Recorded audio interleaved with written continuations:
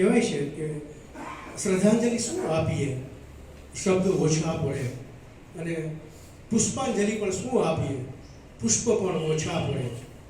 ઉપલેટા તાલુકાના ભાયાવદરમાં વત્સલ પરમારની પ્રથમ વાર્ષિક પુણ્યતિથિ નિમિત્તે બ્લડ ડોનેશન કેમ્પ યોજવામાં આવ્યો. રાજકોટ જિલ્લાના ઉપલેટા તાલુકાના ભાયાવદર ગામના યુવાન અને ક્રિકેટની રમતમાં બહોળું વર્ચસ્વ ધરાવતા વત્સલ પરમારનું 1 વર્ષ પહેલા માર્ગ અકસ્માતમાં મૃત્યુ નિપજ્યું હતું. ક્રિકેટમાં અને યુવાનોમાં ખૂબ જ નામના મેળવેલ વત્સલ પરમારના પિતા ભાયાવદર સરકારી હોસ્પિટલમાં કર્મચારી છે. તેમને પોતાની પુત્રની યાદમાં પ્રથમ વાર્ષિક પુણ્યતિથિ નિમિત્તે ભાયાવદર ગામમાં બ્લડ ડોનેશન કેમ્પનું આયોજન કર્યું હતું. આ બ્લડ ડોનેશન કેમ્પમાં સમગ્ર પરમાર પરિવાર, ગામની તમામ સંસ્થાઓ તેમજ આસપાસના મુખ્ય આગેવાનો બહોળી સંખ્યામાં હાજર રહ્યા હતા. યુવાન દીકરા વત્સલને આમ તો એના નામની આગળ કે સ્વર્ગસ્થ કે સ્વર્ગવાસી એ બોલતા પણ કે વાંચતા કે લખતા પણ આપણને આંચકો લાગે, પણ જે નિયતિએ નક્કી કરેલું છે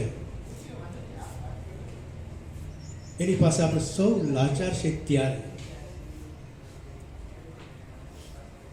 એ કાળ જ્યારે પડાવ નાખીને બેઠો હશે અને કાળ રાત્રિ હશે, કારણ કે આ જેણે હજી બાલ્યાવસ્થા અને કુમારાવસ્થા પૂરી કરી અને યુવાનીના આંગણે એ ડગ માંડતો હોય, ત્યારે એને પોતાના શરણે લઈ જવા માટે યમરાજને પણ મહાનુભાવો, આપણી સરકારી હોસ્પિટલના સમગ્ર સ્ટાફ અને બ્લડ બેંકની સેવા આપવા માટે વધારેલા ડૉક્ટરશ્રીઓ અને તેમનો સ્ટાફ. આમ તો વક્તવ્ય અને પ્રવચનનું મહત્ત્વ નથી આ કાર્યક્રમમાં, પણ એટલું હું ચોક્કસ કહીશ કે આજની આ બ્લડ ડોનેશન કેમ્પમાં કેટલું બ્લડ થાય એ મહત્ત્વનું નથી, પણ મહત્ત્વનું એ છે કે વ્યક્તિ પોતાના કર્મથી ઓળખાય છે. એટલે વિજયે આજે વિચાર કર્યો ને કે પહેલી વાર્ષિક પુણ્યતિથિએ બ્લડ ડોનેશન કેમ્પ કરવો છે, અને દીપક કુમારે કીધું એમ કે એક વાલ્મીકી સમાજમાંથી આવવું અને આ વિચાર કરીને આ કાર્ય કરવું સરળ નથી. આજે ભાયાવદર મુકામે વત્સલ પરમારની પ્રથમ વાર્ષિક પુણ્યતિથિ નિમિત્તે એમના પરિવાર દ્વારા એક રક્તદાન કેમ્પનું આયોજન કરવામાં આવેલ છે. આજથી 1 વર્ષ પહેલાં આશાસ્પદ યુવાન અને ખૂબ સારા ક્રિકેટર હતા અને નાના બાળકો યુવાનોમાં ખૂબ લોકપ્રિય એવા વત્સલ પરમારનું એક એક્સિડન્ટમાં અકાળે અવસાન થતાં એ સમયે આખા ભાયાવદરમાં ગમગીની છવાઈ ગયેલી.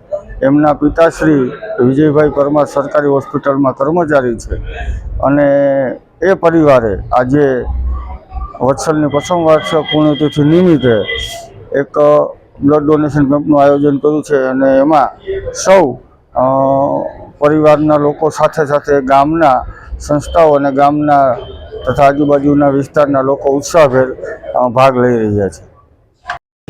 તમે રાખો.